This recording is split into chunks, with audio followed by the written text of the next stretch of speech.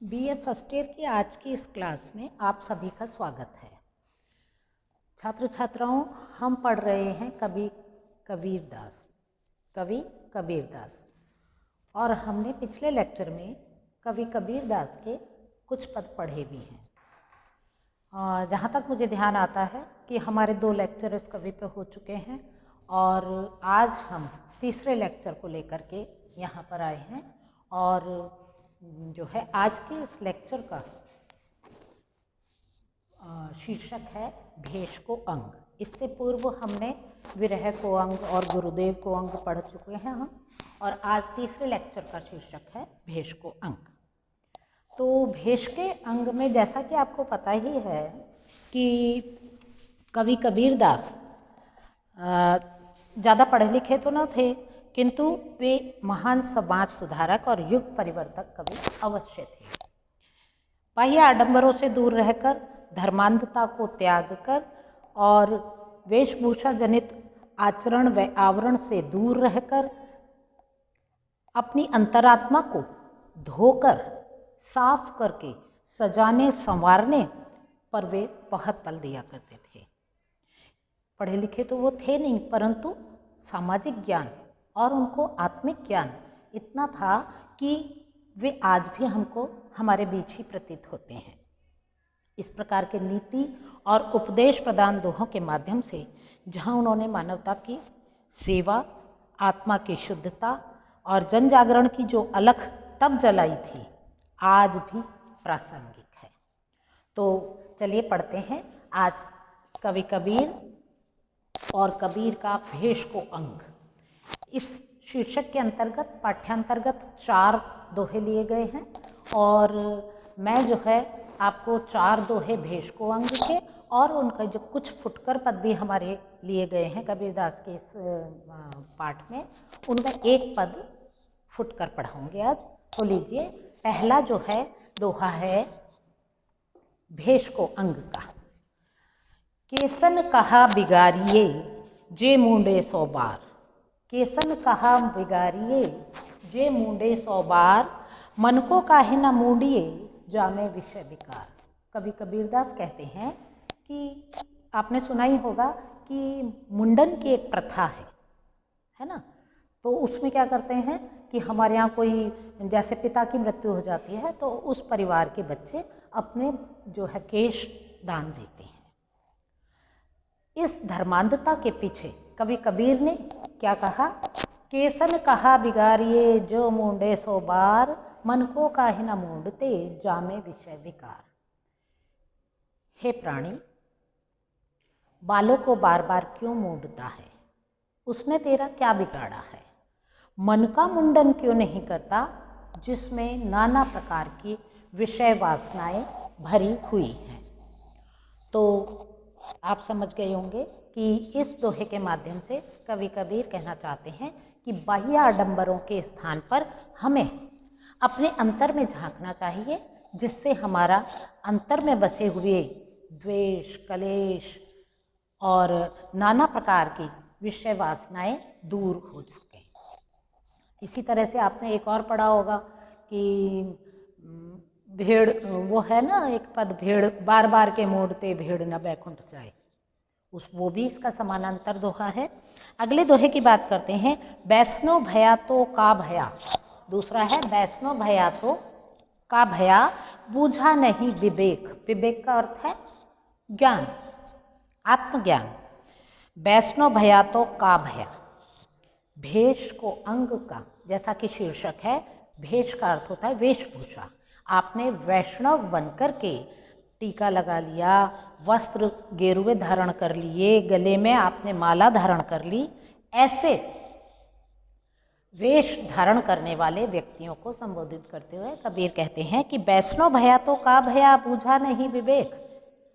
हे प्राणी, वैष्णव मत को अपना करके, वैष्णव संप्रदाय का अनुयायी बन के तूने उस संप्रदाय के अनुरूप वेशभूषा धारण कर ली, परंतु तूने अपने आत्मज्ञान को जाना ही नहीं। बूझा यानी जानना। तूने अपने आत्मज्ञान को जाना ही नहीं। छापा तिलक बनाई करी, दग्ध्या लोक अनेक। और फिर उसको फटकारते हुए भी कहते हैं ऐसे वैष्णव व्यक्ति को, वो कहते हैं तूने छापाधारी वस्त्र धारण कर लिए, तिलक लगा लिया, माला पहन ली, ऐसा करके तूने बाह्य आडंबरों को अपना के आत्मज्ञान को तो पहचाना ही नहीं, और इस बाह्य आडंबर के द्वारा तूने दग्ध्या लोक अनेक, तूने एक ही लोक जलाया नहीं है, नष्ट नहीं किया है, अनेक लोकों का ही नाश कर दिया। अर्थात कबीर क्या कहना चाहते हैं, कर दिया मतलब ऐसा नहीं करना चाहिए, है ना, बाह्य आडंबरों का परित्याग करना चाहिए। अब हम आते हैं तीसरे दोहे पे, कबीर माला काठ को कही समझाए तो ही, मन न फिरावे आप ना कहा फिरावे मोही। काठ की माला, हम माला जपते हैं, बड़े बड़े ऋषि मुनि भी तपस्यारत रहते हैं, माला जपते हैं, प्रतिदिन भी हमारे परिवार में बहुत से बड़े बुजुर्ग माला जाप करते हैं।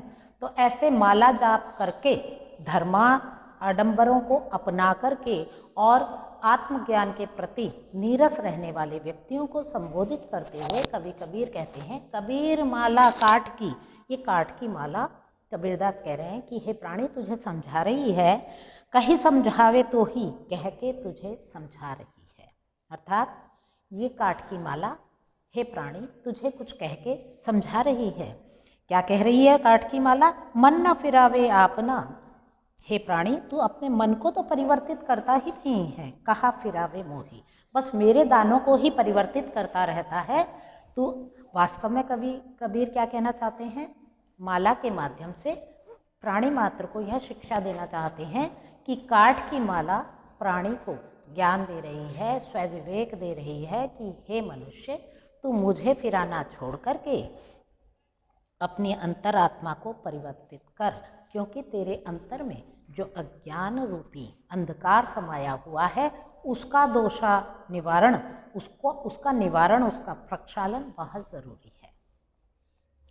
अगले दोहे में, तन को जोगी सब करे, तन को तो योगी वेश धारण सभी करा लेते हैं, अर्थात शरीर को योगी राज के वेश में सभी रंग लेते हैं। मन को बिरला कोई, परंतु अपने मन को योगी और तपस्वी के समान कोई बिरला व्यक्तित्व ही अपना सकता है, यानी कि जैसा आचरण वैसा ही अंतर्मन करना चाहिए, उसमें तादात्म्य बिठाना चाहिए। शरीर को तो गेरुए वस्त्रों के कपड़ों से, माला से, तिलक से, इनसे हम सभी सजा लेते हैं, परंतु मन को सजाने वाला, उसको परिवर्तित करने वाला, गरीबों की सेवा करने वाला, मानवता का पोषक हर कोई व्यक्ति नहीं होता, और कोई व्यक्ति ऐसा होता है तो बिरला ही होता है, कोई बहुत ही कम लोग ऐसे होते हैं। सब सिद्धि सहजे पाइए, हे प्राणी, कबीरदास उपदेश देते हुए कहते हैं कि यदि कोई व्यक्ति ऐसा कर लेता है तो सब सिद्धियाँ, नवों निधियाँ, आठों सिद्धि नवों निधि को सुख। तो यहाँ कबीर कह रहे हैं कि आठों प्रकार की सिद्धियाँ सहज ही प्राप्त हो जाती हैं जे मन जोगी होए। अगर मन योगी के समान तपस्वी और जो है परोपकारी हो जाता है तो आठों सिद्धियाँ मनुष्य को सहज ही प्राप्त हो जाती हैं। तो ये तो थी भेष को अंग के दोहों का सार, और अब हम उनके फुटकर 5 पद हमारे सिलेबस में लिए गए हैं। अब हम उनमें से एक पद, दुल्हनी गावहु मंगलाचार, इस पद का अर्थ समझेंगे। कबीर के जो है पद वो 3 रूपों में मिलते हैं, दोहे, शब्द और रमैनी। रमैनी जो रहस्यवादी पद हैं वो रमैनी के अंतर्गत आते हैं। तो दुल्हनी गावहु मंगलाचार, ये यहाँ पर जो 5 पद लिए गए हैं ये इनके रहस्यवादी विचारों के जो है द्योतक हैं। इनमें आज हम पहले पद का पहले पढ़ूंगी मैं, उसके बाद में हम अर्थ करेंगे।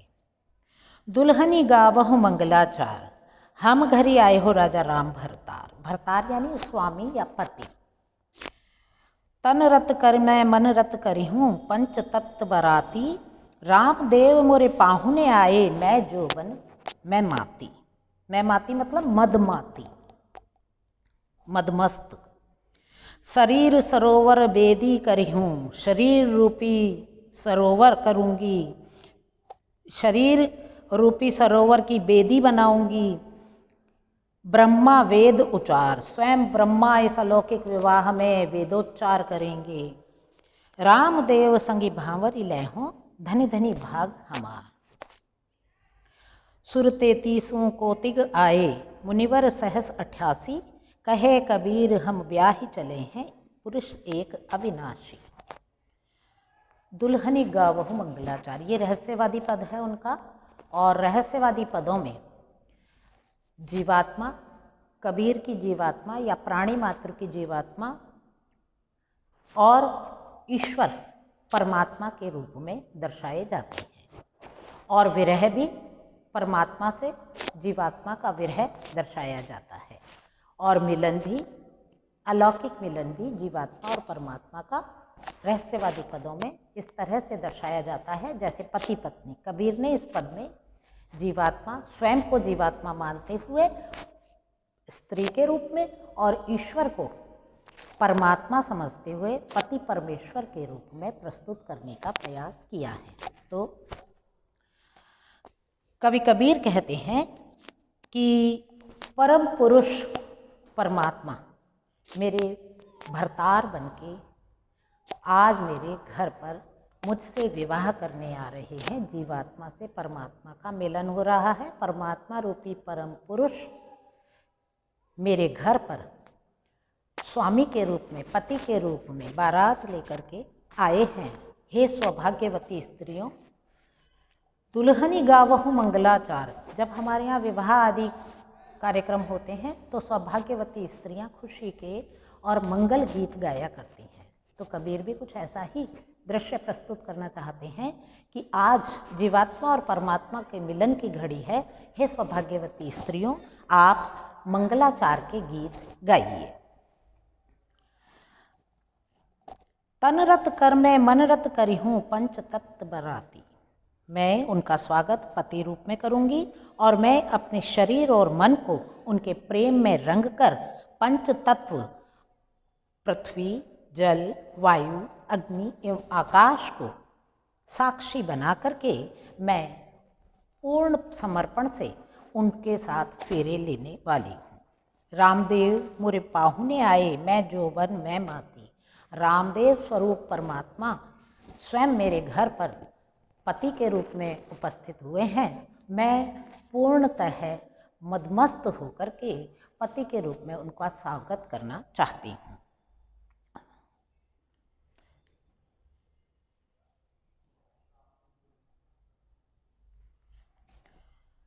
शरीर सरोवर वेदी करे हूँ। जिस तरह से आम विवाह में जो है पंडित आता है और विवाह के लिए यज्ञ वेदी का निर्माण करता है, तो कवि कहते हैं कि मैं अपने शरीर रूपी सरोवर की जो है यज्ञ वेदी तैयार करूँगी। ब्रह्मा वेद उच्चार, और स्वयं ब्रह्मा जी इस अलौकिक विवाह में वेदोच्चार का कार्य करेंगे। सामान्य विवाह में पंडित वेदोच्चार करता है और अलौकिक विवाह में, जीवात्मा और परमात्मा के मिलन के विवाह में कवि कह रहे हैं कि स्वयं ब्रह्मा जी वेदोच्चार करेंगे। रामदेव संगी भांवरी ले हूँ, धनी धनी भाग हमार। हे संसारवासियों, आज मैं परमात्मा से जीवात्मा के रूप में मिलन करके जा रही हूँ। मेरा भाग्य धन्य हो गया। सुर 3300 कौतिग आए, 33 करोड़ देवी देवता बाराती के रूप में इस अलौकिक और दिव्य विवाह में साक्षी बनकर आए हैं।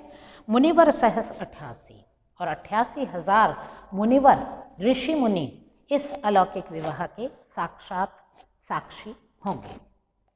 कहे कबीर हम ब्याह चले हैं, पुरुष एक अविनाशी।